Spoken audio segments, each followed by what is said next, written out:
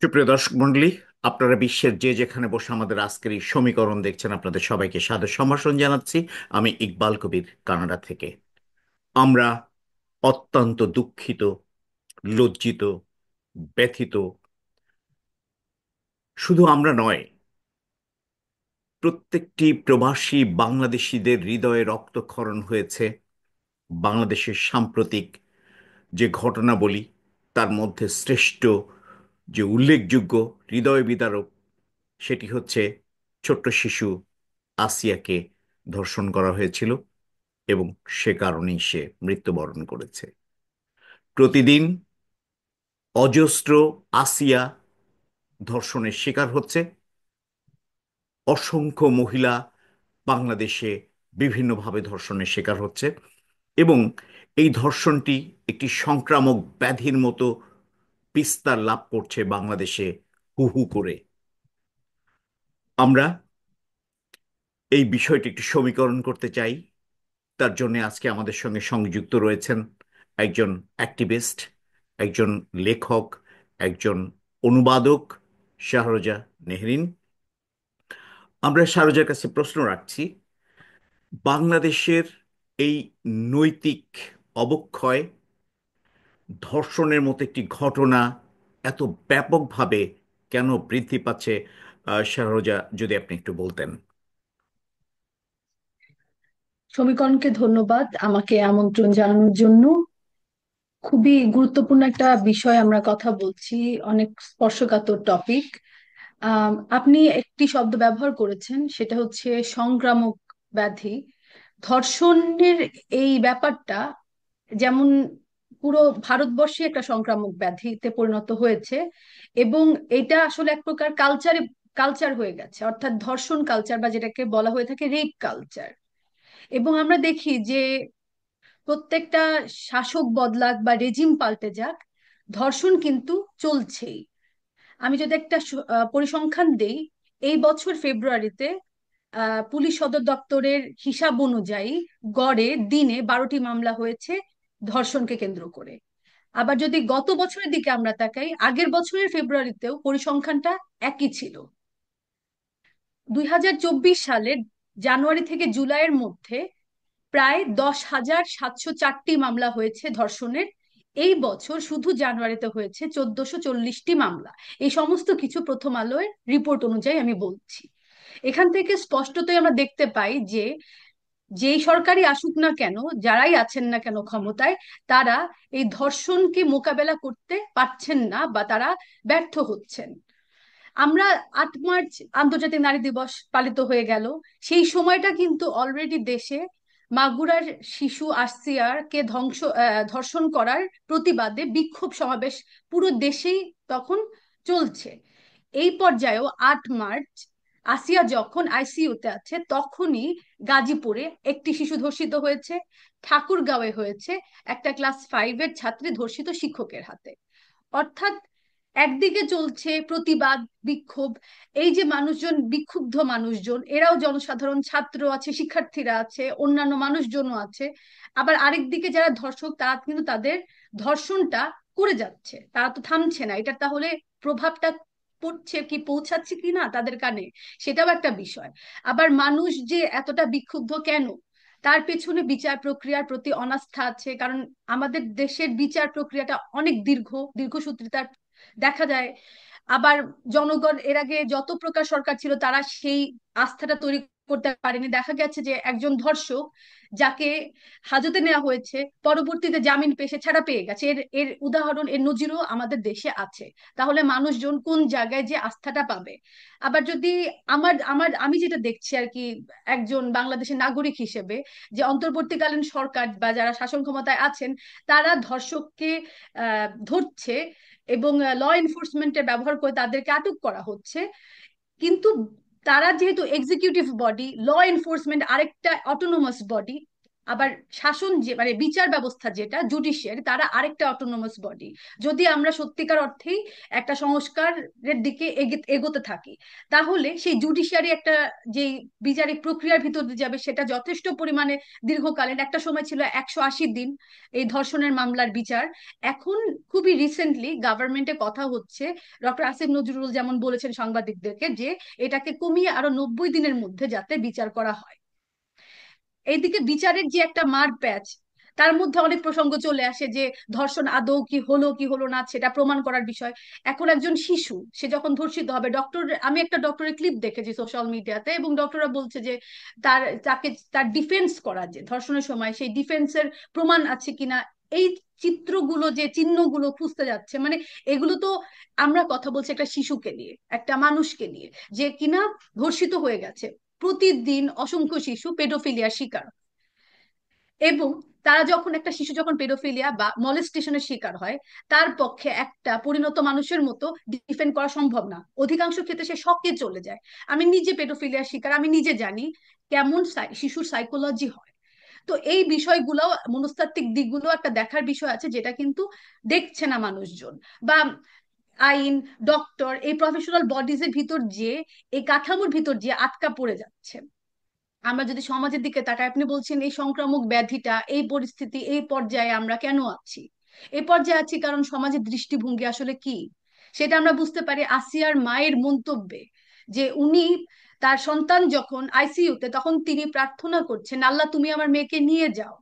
কারণ কারণ হচ্ছে যে এই সমাজে সেই সন্তান যদি বা সুস্থ হয়ে যায় শারীরিক ভাবে, তার তো মানসিক একটা ট্রমা থাকবেই। সেই ট্রমা নিয়ে সে বেড়ে উঠলে সমাজ তাকে কি করে দেখবে, সমাজ কি তাকে গ্রহণ করবে? তার বিয়ে, সংসার, এই প্রসঙ্গগুলো তো আছেই। তাদের সামাজিক অবস্থানের একটা বিষয় আছে, যেখানে আমাদের দেশে মুক্তিযুদ্ধ চলাকালীন সময়ে বীরাঙ্গনা যারা ছিলেন, তাদেরকে সমাজ সেরকম স্বীকৃতি দিতে পারেনি। বীরাঙ্গনাদেরকে কি আমরা তাদের ফেস আমরা দেখতে পাই, তারা কারা? কারণ তারা সেই লোকলজ্জার ভয়, গ্লানির ভয়ে, স্টিগমার ভয়ে তারা কিন্তু সামনে আসেন না। আমরা শুধুমাত্র বীরাঙ্গনা ফেরদৌসী প্রিয়ভাষিণীকে চিনি। আরেকটা দিক থেকে একটা বিষয় থাকে যে রেপিস্ট যে বা অপরাধী যে, তার একটা সামাজিক অবস্থানের বিষয়টা থাকে। এখন আসিয়ার রেপিস্টের সামাজিক অবস্থান অনুযায়ী তাকে ধরে শাস্তি দেয়া যাবে, বা এত কিছু হচ্ছে। আরেক দিকে আমরা দেখতে পারি যে বসুন্ধরা গ্রুপের আনভির, সেও তো রেপিস্ট, সেও তো হত্যাকারী, মুনিয়া হত্যাকাণ্ডের সাথে জড়িত, এবং যথেষ্ট এভিডেন্স আছে মুনিয়ার, একেবারে ভিডিও, অডিও সব লিখিত সব আছে। তার উপরও কি আনভির পাচ্ছে না যে সে কি খুব স্বাধীনভাবে চলাফেরা করছে না? তো তার বিষয়টা তো সামনে আসছে না, সে তো সেই বিচার প্রক্রিয়ার মধ্য দিয়ে যাচ্ছে না। তো এই সমস্ত বিষয়ের সাথে যেমন একটা পুরুষতান্ত্রিক মন মানসিকতা জড়িত, তার সাথে আর্থসামাজিক অবস্থা, সেই সোশ্যাল সিস্টেম যেটা, সেটাও একটা অনেকখানি প্রভাব ফেলে। পুরুষতান্ত্রিক মানসিকতার দিক থেকে যদি আমরা আসি, আমি এই বিষয়টা আর একটু জোর দিতে চাই যে পুরুষ এবং পুরুষতান্ত্রিকতা এক জিনিস না। একটা পুরুষও পুরুষতান্ত্রিক কতার শিকার হতে পারে। সেই পুরুষতান্ত্রিকতা হচ্ছে একটা হাইপার ম্যাসকিউলিন, একটা হতে পারে একটা ম্যাসকিউলিন, একটা হতে পারে হাইপার ম্যাসকিউলিন, যে টক্সিক ম্যাসকিউলিন বা আলফা মেল, যারা হয়তো তারা একটা মানদণ্ড নিয়ে বসে যে কে পরিপূর্ণ পুরুষ, কে পরিপূর্ণ পুরুষ না, বা পুরুষ নারীর বাইনারির মধ্যে চলে যায়। এই মানুষজন কিন্তু পুরুষদেরকেও ছাড়ে না। নইলে আমরা মাদ্রাসায় কেন দেখবো যে শিশুরা সেখানে বলাৎকারের শিকার হচ্ছে? এবং এই ঘটনাটা সমাজে, এটাও একটা ব্যাধি, এটাও একটা ক্যান্সার আমাদের সমাজে, এবং আমরা সবাই জানি এটা, না অজানা নয়। কিন্তু মানুষ কেন এই মাদ্রাসার শিক্ষকদেরকে প্রশ্নের সম্মুখীন করছে না? কারণ তখন তাদের ধর্মীয় ভীতিটা কাজ করছে মনে, তখন তার ধর্ম কোয়েশ্চেনে চলে আসছে। এবং এই মাদ্রাসার শিক্ষকরা যারা প্রতিনিয়ত ধর্ষণ করছে শিশুদেরকে, তাদের সেই মাদ্রাসায় বাবা মারা পাঠাচ্ছে, সমাজ সেখানে দাঁড়াচ্ছে। দু একটা টুকরো টুকরো মবের ঘটনা আছে, যেমন খুব রিসেন্টলি একজন মাদ্রাসা শিক্ষককে পুলিশ আটক করেছে এই বলাৎকারের দায়, ধর্ষণের দায়ে। এবং তার স্বীকারোক্তিতে সে স্বীকার করেছে, হ্যাঁ সে ধর্ষণ করেছে, এবং সে বলেছে যে আমি শয়তানের প্ররোচনায় পড়ে এই কাজটি করে ফেলেছি। এইটা কিন্তু এক প্রকার দোষ ঢাকার প্রবণতা, যে দোষটা শয়তানের ঘাড়ে চাপিয়ে দেওয়া। কারণ ঈশ্বর শয়তানের ডুয়ালিটির জায়গায়, মানুষ তো নস্যি, মানুষ তো সেই জায়গায় নাই। কারণ এটা শয়তান করে, শয়তান সবসময় প্ররোচনা দেয়। তো এই যে এত এত ধর্ষণ হয়ে যাচ্ছে, আনভিরকেও শয়তান প্ররোচনা দিয়েছে।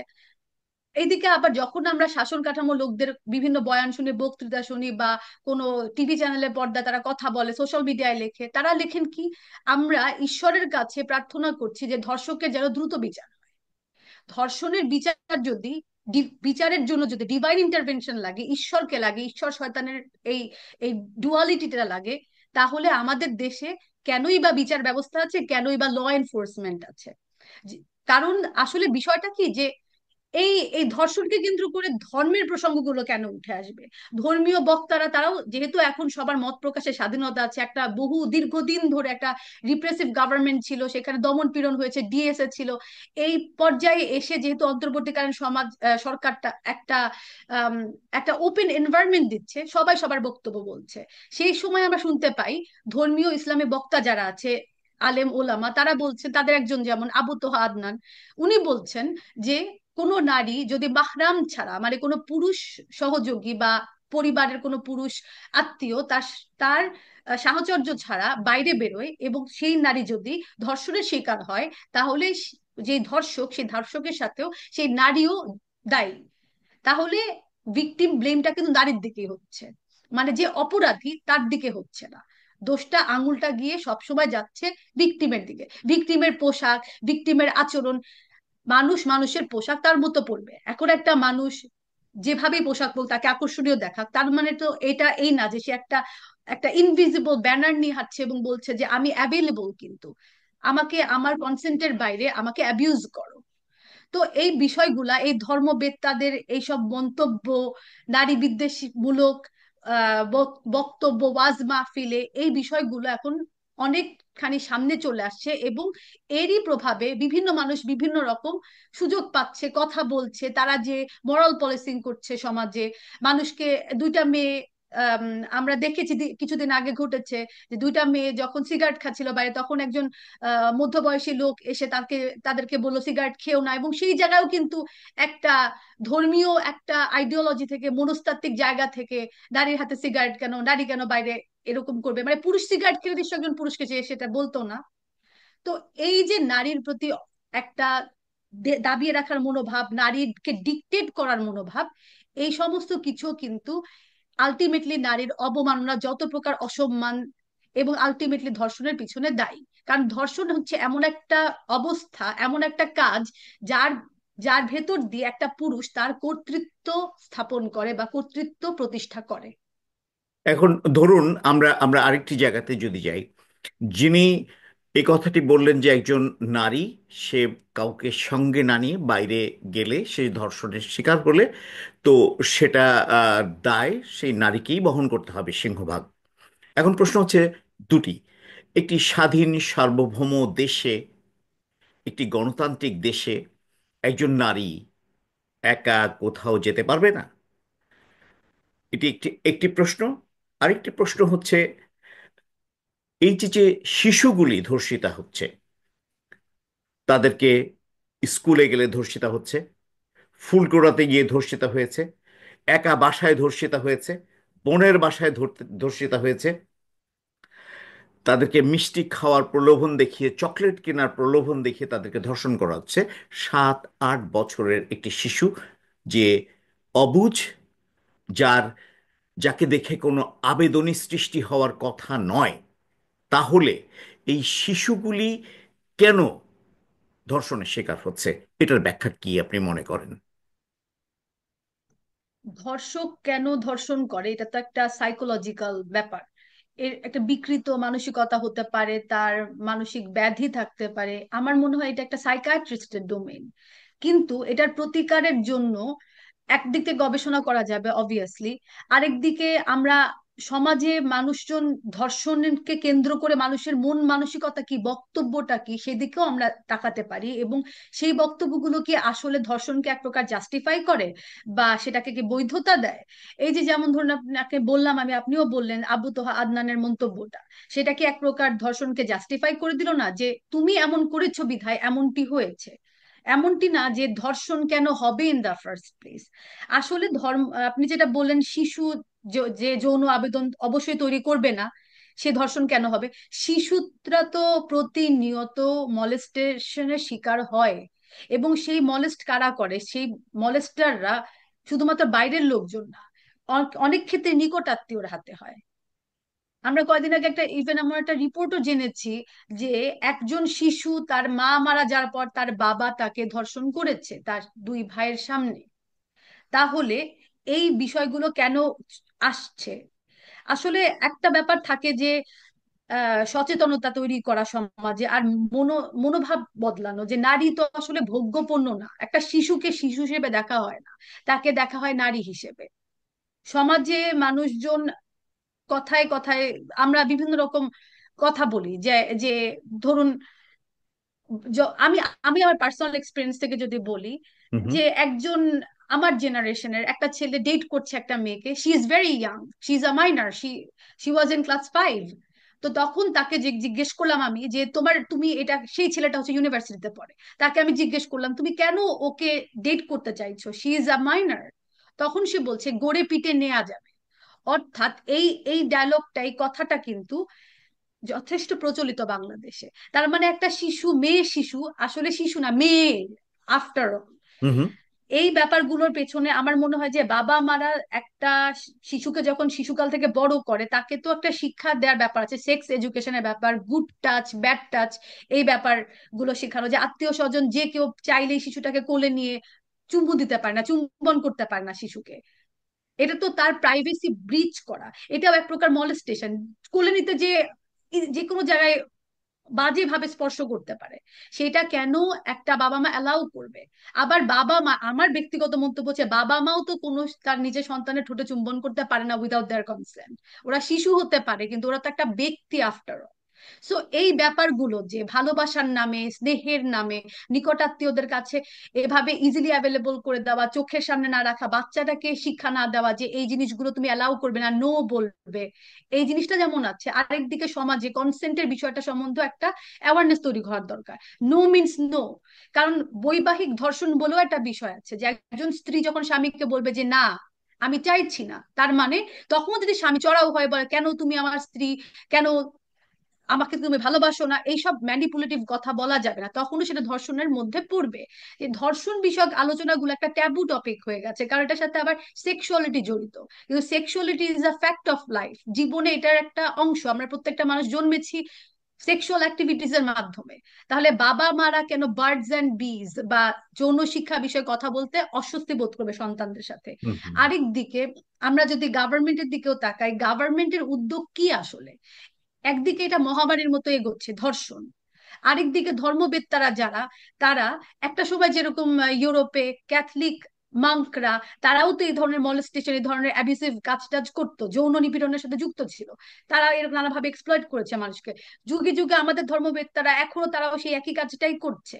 তাহলে তারা কেন প্রশ্নের সম্মুখীন হবে না? জাস্ট বিকজ তারা আলেম, আলেম হোক এলেম হোক, ইউনিভার্সিটির শিক্ষক হোক, অপরাধ তো অপরাধী। তাহলে আমরা যেন ধর্ষণের বিষয়টাকে সাথে ধর্মকে না জড়িয়ে ফেলে, এটাকে একটা লিগাল বিষয় হিসেবে দেখি, যে এটা লিগাল নিয়ম অনুযায়ী এটা একটা অপরাধ। এটা কোনো মোরাল ব্যাপার না, এটা কোনো এথিক্যাল ব্যাপার নেই, কথা আলোচনার মধ্যে এই ধরনের কূট জটিলতার মধ্যে, তর্কের মধ্যে, তত্ত্বের মধ্যে না যাই। আরেকদিকে আমরা খুব এই বিষয়গুলো না খুব জড়িত, বিশেষ করে এখনকার সময় যে মৌলবাদের উত্থান হচ্ছে বাংলাদেশে বা আগে আসলে, তার মানে কি এটা হুট করে গজিয়ে গেল? একটা সময় তারা তো ছিল, শেখ হাসিনা সরকারের শাসনামলের সময় মানুষজন নানা ভয় ভীতির কারণে অতটা মাথাচাড়া দিয়ে উঠেনি, কিন্তু তখনও ওয়াজ মাহফিল তো হতো। তো এদের কথাগুলো এখন সামনে আসছে কারণ এখন মত প্রকাশের স্বাধীনতা আপাতত এখনো পর্যন্ত আমরা দেখছি আছে। তাহলে তাদেরকে উস্কে দেয় কারা? তাদেরকে লেজিটিমাইজ করে কারা? শাসন ক্ষমতায় যারা থাকে তাদের বক্তব্য তো একটা গুরুত্বপূর্ণ, তাদের ভাষার চয়ন, শব্দ চয়ন, এই বিষয়গুলো অনেক গুরুত্বপূর্ণ।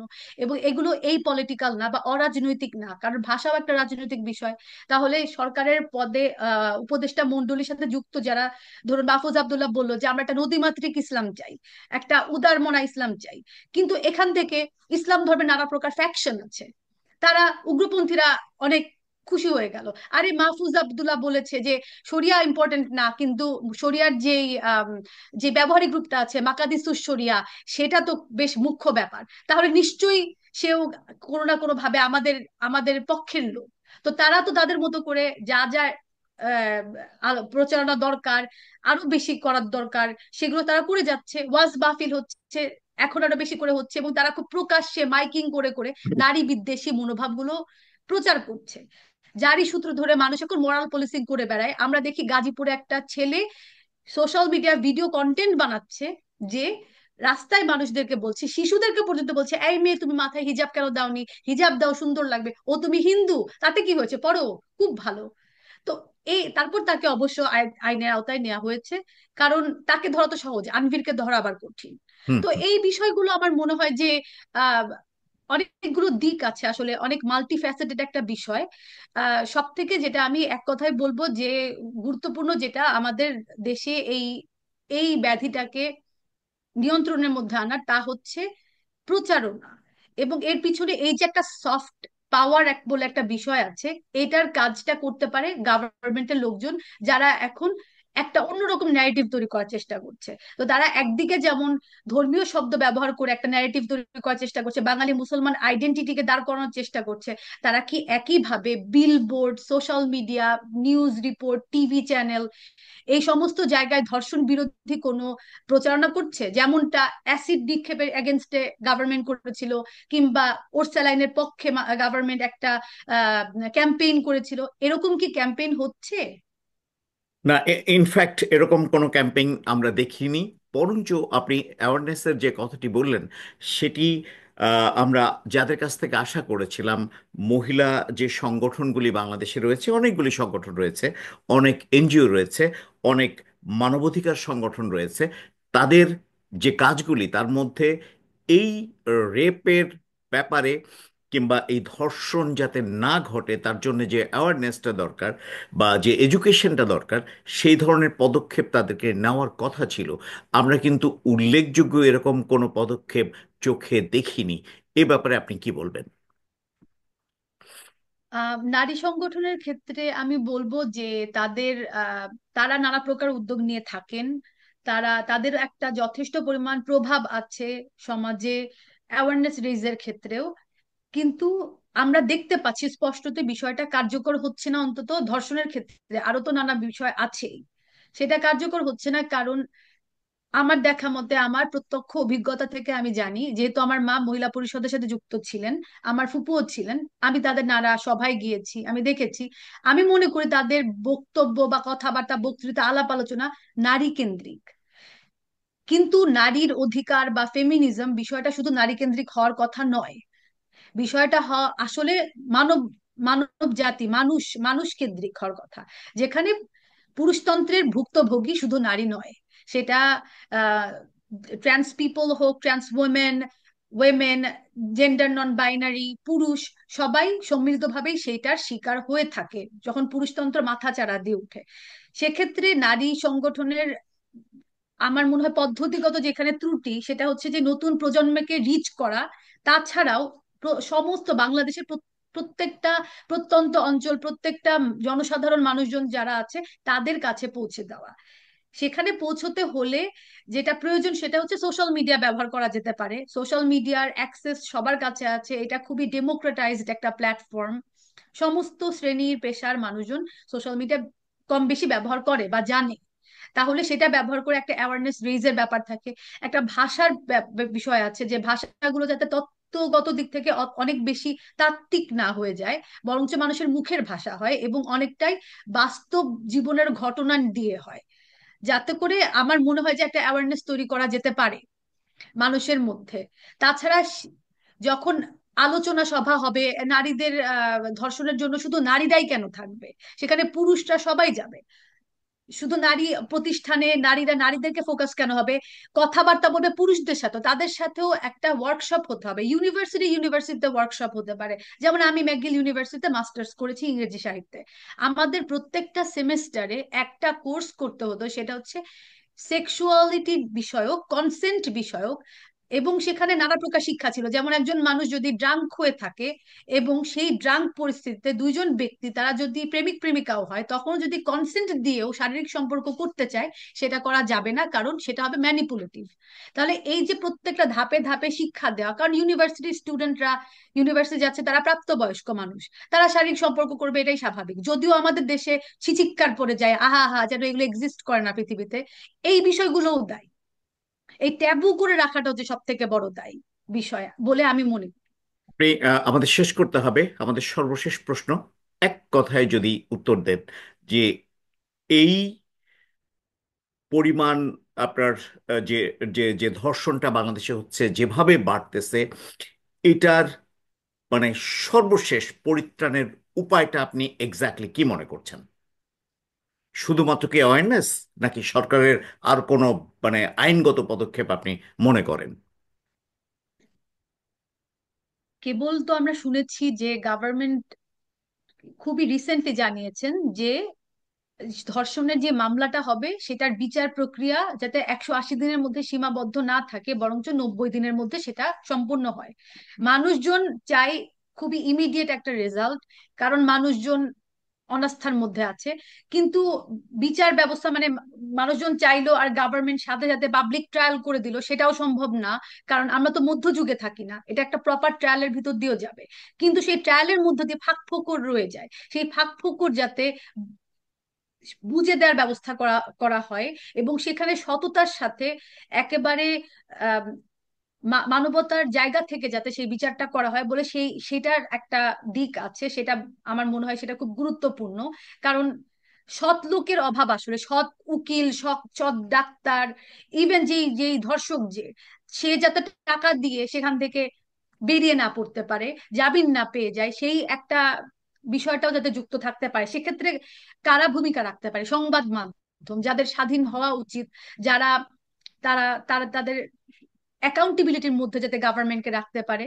বিচার, কিন্তু বিচার প্রক্রিয়া তো একটা লিগাল সিস্টেম, গভর্নমেন্টের পক্ষের কাজ।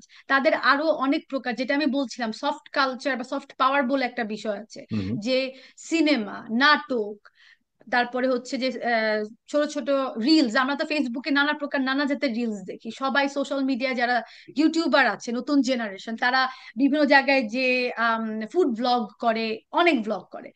আমাদের তাসনিম যারা আছেন, উনি ডক্টর কেমব্রিজে সম্ভবত উনি পিএইচডি করেছিলেন এবং ওখানে কোন একটা জায়গায় কর্মরত ছিলেন। তাসনিম যারা বেশ আলোচিত, উনিও কিন্তু অনেক রকম অ্যাওয়ারনেস রেজিং ভিডিও করে থাকেন, রাইট? সোশ্যাল মিডিয়াতে সেগুলো অনেক পপুলার, সব ধরনের মানুষের কাছে যায়। তো আমার মনে হয় যে এই জিনিসগুলো রেজ করা উচিত, এবং আরো বেশি বেশি করে রিলস তৈরি করা উচিত, ইউটিউব ভিডিওস করা উচিত, কারণ বিষয়টা সম্পূর্ণ গভর্নমেন্টের না, সবাই মিলে একত্রিত ভাবে কাজটার দিকে এগোনো উচিত। একটা ইউনিভার্সিটির প্রফেসরকেও, প্রফেসর যে সে যাতে তার অবস্থার জায়গা থেকে মানুষকে এক্সপ্লয়েট না করতে পারে, সেও যাতে অ্যাকাউন্টেবিলিটির জায়গায় থাকে। মূলত আমি মনে করি যে একটা অ্যাকাউন্টেবিলিটির কালচার তৈরি করা উচিত। আমাদের যেমন রেপ কালচার আছে, সেইটাকে দূর করে আমাদের দরকার একটা অ্যাকাউন্টেবিলিটির কালচার, জবাবদিহিতার কালচার। ধন্যবাদ সরোজা নেহরিন। আমরা শেষ পর্যায়ে এসে গেছি। সুপ্রিয় দর্শক মণ্ডলী, আপনারা বিজ্ঞ আলোচকের আলোচনা শুনলেন। আমরা এই আলোচনা থেকে বেশ কিছু দিক নির্দেশনা পেয়েছি। আমরা বিশ্বাস করি মানুষের মধ্যে সচেতনতা বৃদ্ধি করতে হবে, তাদেরকে জানাতে হবে, এবং সর্বোপরি সবচেয়ে গুরুত্বপূর্ণ যে বিষয়গুলি এসেছে সেটি হচ্ছে অপরাধের বিচার না হওয়া। বিচারটি কেন হচ্ছে না সেটিকে দেখতে হবে। দেশ অস্থিতিশীল থাকলে, দেশে আইনের শাসন প্রতিষ্ঠা না হলে, সেক্ষেত্রে এই ধরনের সিচুয়েশন বৃদ্ধি পেতে পারে। বিচার কার্য পরিচালনার ক্ষেত্রে যে অন্তরায়গুলি রয়েছে, সাক্ষী পাওয়া যায় না, সাক্ষ্য প্রমাণ না থাকলে শাস্তি দেওয়া যায় না। এদিকে যারা অপরাধী তারা অনেক সময় শক্তিশালী হয়ে থাকে, অর্থবৃত্তশালী হয়ে থাকে, যাদের টাচ করার ক্ষমতা আইনেরও থাকে না, রাষ্ট্রেরও থাকে না, এমন প্রমাণ আমরা দেখেছি, আলোচনায় উঠে এসেছে। এই বিষয়গুলিকে নিশ্চিত করতে হবে। রাষ্ট্রযন্ত্র যেন চোখ বন্ধ করে এই অন্যায়কে কোনোভাবেই প্রশ্রয় না দেয়, সেটি হচ্ছে মানে গুরুত্বপূর্ণ একটি ব্যাপার। কারণ আমরা বিভিন্ন সময় দেখেছিলাম তনুকে ধর্ষণের পর হত্যা করা হয়েছিল এবং তার লাশ পাওয়া গিয়েছিল সেনানিবাস এরিয়ার মধ্যে। আমরা মুনিয়া হত্যাকাণ্ড দেখেছি। মুনিয়াকে রেপ করার পরে হত্যা করা হয়েছে। খুবই অর্থশালী, বৃত্তশালী, প্রভাবশালী একজন ব্যক্তি প্রকাশ্যে দিবালোকে ঘুরিয়েছেন। ওনাকে সম্মাননা দেওয়া হয়েছে, উনি পুরস্কার বিতরণ করেছেন। আমরা নুসরাতের বেলায় দেখেছি, নুসরাতকে রেপ করা হয়েছিল, হত্যা করা হয়েছে। আমরা সীমা চৌধুরীর কথা জানি। এরকম অসংখ্য ইতিহাস। বিগত সরকারের সময় 6 বছরে প্রায় 43,000 ধর্ষিতা হয়েছে, তার মধ্যে 7,000 শিশু। সো আমরা চাই দ্রুত বিচার হোক, বিচারের যে ফাঁক ফোকরগুলি আছে সেগুলি বন্ধ হোক, প্রকৃত অপরাধী তার অপরাধ প্রমাণের ভিত্তিতে দ্রুত সময়ের মধ্যে তার বিচার পাক, যারা ভিকটিম তাদের পরিবার বিচার পাক। এবং গুরুত্বপূর্ণ যে বিষয়টি সেটি হচ্ছে এই বিচার কার্য শুধু হলেই হবে না, শাস্তিটা শুধু দিলেই হবে না, শাস্তিটাকে যেন দ্রুত কার্যকর করা হয়। সুপ্রিয় দর্শক মণ্ডলী, এতক্ষণ আমাদের সঙ্গে থাকার জন্য আপনাদেরকে অসংখ্য ধন্যবাদ। আপনারা আমাদের সঙ্গে সংযুক্ত থাকুন আমাদের চ্যানেলটি সাবস্ক্রাইব করে।